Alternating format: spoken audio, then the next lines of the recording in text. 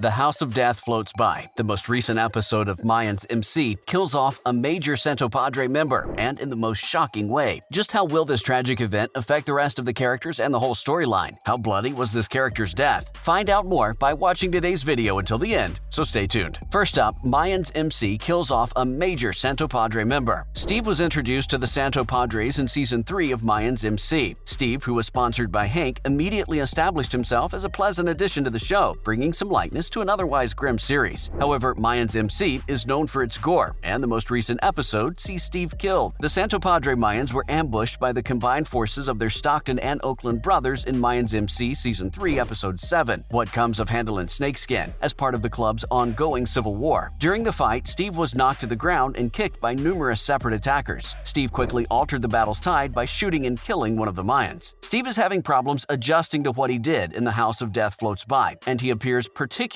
harrowed. This leads to Steve stopping Easy Reyes, who has just had a massive brawl with Gabby over his violent tendencies, and informing him that he's having trouble processing killing someone. It's evident that Steve, who so much wants to join the Mayans, is unsure exactly what that implies. In response, Easy snarls at Steve, "This is what we signed up for. This is who we are. Everything else is a lie." It's evident that Easy is still processing his feelings about Gabby's essentially telling him to leave her alone, but this was the last thing Steve needed to hear right now. After only a few months as a prospect, Steve is patched into the club, with the Santo Padre Mayans valuing him more for having taken a life. Steve, on the other hand, is unimpressed, and the erstwhile prospect is having a miserable time at the club's welcome party. Steve produces a revolver from his cut and says, "I'm sorry, Easy, I don't think I can put it away," then proceeds to shoot himself in the head. Steve's failure to reconcile who he is with the carnage he has perpetrated makes a strong thematic counterpoint to Easy. While this gesture prompts Easy to approach Gabby and declare his willingness to leave up his life of violence, the loss of Steve will undoubtedly be painful to the Santo Padre Mayans. To assassinate Tucson Mayans President Conche, who has aligned himself with the strong El Banquero and El Palo, the group will need all the support it can obtain. However, Steve's death will undoubtedly lower morale, maybe leading to other deaths along the road. Aside from Steve's death, another concern the gang has to worry about is another character's exit into the charter. Another interesting development the show depicted during the latest episode is Che Taza Romero's departure from the Santo Padre charters in Mayans MC Season 4, Episode 9, The Calling of St. Matthew. Marcus Alvarez receives an offer from Soledad and Miguel Galindo proposing a new future for the Lobos New Generation cartel during the Calling of St. Matthew. Their objectives would necessitate the Mayans to move a large number of drugs to assist them in raising the funds the cartel requires. Later, at the temple, Alvarez mentions the offer and declares his aim to free the Mayans from their drug addiction. To the chagrin of the other members, he also wishes to end the Mayans' conflict with the Sons of Anarchy. Taza interrupts Alvarez's conclusion by stating that Santo Padre is no longer his home. As a result, he requests to become a nomad, thereby making him a general member of the club with no particular charter. Easy Reyes encourages Taza to go, saying he doesn't want someone who isn't invested in the squad next to him. Alvarez grants his request, and the Mayans bid him farewell. His next appearance in Mayans MC is unclear at this moment. Taza's life has been difficult in the last few seasons with Mayans MC. Taza assassinated fellow Mayans member Michael Ariza to exact vengeance on the Vatos Malditos motorcycle club, igniting a huge war. Taza confessed to the crime at the end of Season 3, establishing a gap between himself and Bishop. In last week's Mayans MC, Taza saved Bishop's life. In the episode The Righteous Wrath of an Honorable Man, the former informs the latter that he has paid him his dues. But it looks like we're getting a bigger shock at the end of the season because based on what we heard, it looks like we'll be seeing a Redwood original in the Mayan MC's Season 4 finale. The Mayans MC Season 4 finale is approaching quickly, and so far this season has been one of the most action-packed and grim in the series to date.